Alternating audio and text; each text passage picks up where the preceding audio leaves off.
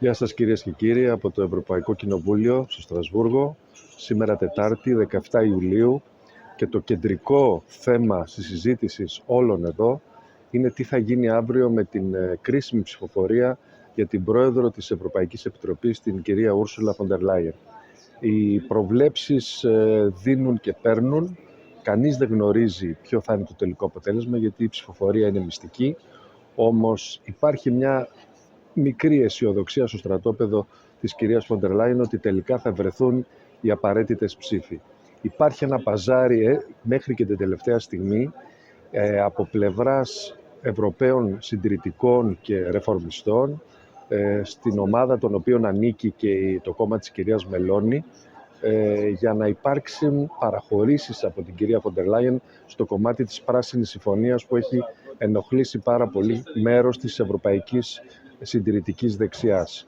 Μία ένδειξη ότι ίσως να υπάρχει μια σύγκληση με το κόμμα της κυρίας Μελώνη είναι ότι χθες για πρώτη φορά υπερψηφίστηκε αντιπρόεδρος του Ευρωπαϊκού Κοινοβουλίου, μια γυναίκα η οποία μετέχει στο κόμμα της κυρίας Μελώνη. Ίσως αυτό να δείχνει ότι η περίφημη υγειονομική ζώνη απέναντι στην ευρωπαϊκή υπερδεξιά ή ακροδεξιά να έχει κάπως χαλαρώσει.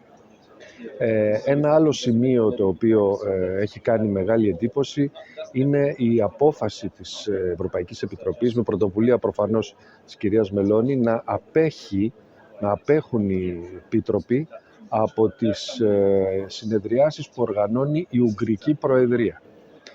Και αυτό έρχεται ως, θα έλεγα, επιστέγασμα ή μάλλον ως αντίθεση της θέσης που πήρε η κυρία φον ντερ Λάιεν πριν από λίγο διάστημα, να απελευθερωθούν 10 δισεκατομμύρια ευρώ βοήθειας προς την Ουγγρική κυβέρνηση, για την απόφαση την οποία αυτή επικρίθηκε έντονα από τα κόμματα της Ευρωπαϊκής Σοσιαλιστικής Ομάδας και από τους Πράσινους. Κανείς δεν γνωρίζει τελικά ποια θα είναι η πορεία της Ουγγρικής Προεδρίας, αλλά ο κύριος Όρμπαν έδειξε με τη στάση του και με τα ταξίδια του στη Μόσχα, στο Πεκίνο, συναντήσεις του με τον κύριο Πούτιν, με τον κύριο Σι και με τον Τραμπ που πήγε στο Μαϊάμι, ότι θέλει να τραβήξει τη δική του πολιτική γραμμή ως εκμεταλλευόμενος την Προεδρία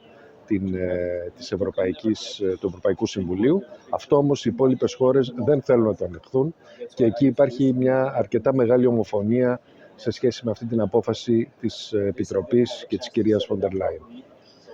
Αυτό που είναι λίγο δυσάρεστο για την Ελλάδα είναι ότι για πρώτη φορά μετά από 22 χρόνια δεν θα μετέχει Έλληνας ευρωβουλευτής ως αντιπρόεδρος στο Ευρωπαϊκό Κοινοβούλιο.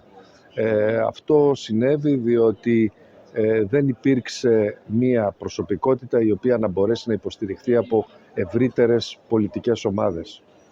Δυστυχώς δεν έχουμε τα τελευταία χρόνια ισχυρή παρουσία στο Ευρωπαϊκό Κοινοβούλιο και οι νέοι ευρωβουλευτές μας πρέπει να δώσουν πολύ μεγαλύτερες μάχες για να κερδίσουν χαμένο έδαφος. Εκλέχθηκε η κυρία Μέτσολα, Ρομπέρτα Μέτσολα, με πολύ μεγάλη πλειοψηφία ως πρόεδρος του Ευρωπαϊκού Κοινοβουλίου. Είναι μια γυναίκα που έχει κερδίσει την εκτίμηση πολλών ομάδων από τα αριστερά μέχρι τα δεξιά, ως ένας άνθρωπος με ακεραιότητα, πολύ σοβαρή, και θεωρώ ότι τα επόμενα χρόνια θα τη δούμε και σε πολύ υψηλότερα αξιώματα από αυτό που εξελέγει χθες στο Ευρωπαϊκό Κοινοβούλιο. Αυτά, και περιμένοντας αύριο την περίφημη και πολύ κρίσιμη ψηφοφορία για την κυρία φον ντερ Λάιεν. Γεια σας.